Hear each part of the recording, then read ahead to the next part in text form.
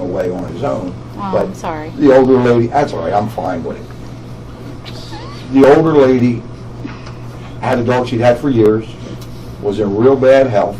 Yep. She was tired of seeing it suffer.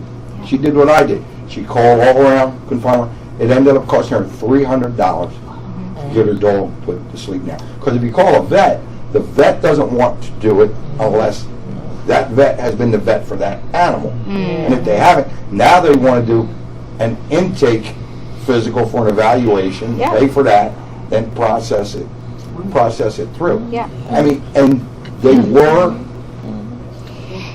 not like Kent County and others, $35, $45 you could.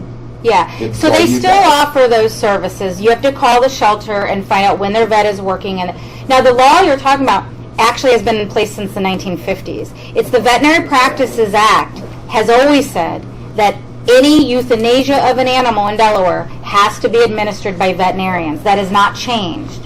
When the Shelter Standards Law passed in 2010, the shelters were exempted from that law for sheltered animals, meaning that it could be a veterinarian, but for sheltered animals, they also recognize that the shelter may not always have a veterinarian on staff when animals needed to be euthanized, Right. or they may not be able to recruit a veterinarian if there was a high number of animals that need to be euthanized. So they actually entered in the Shelter Standards Law an exemption to the Veterinary Practices Act that said in a shelter for shelter-owned animals, also, a euthanasia technician or a veterinary technician could also euthanize with training and certification. That's the program we manage, the certification program.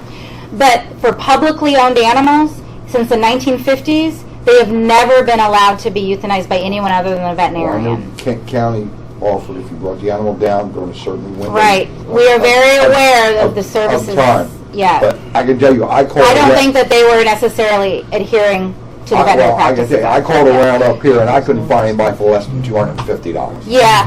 And that is a burden. So our shelter partner, Brandywine Valley SPCA, is getting ready to launch low-cost medical services like that. Delaware Humane, Delaware SPCA, and Faithful Friends also do offer low-cost euthanasia services to the public, but it has to be on clinic days that you call in advance. I can tell you the calls I made to them, I did not get low-cost responses. Okay, all right. In the interest of time,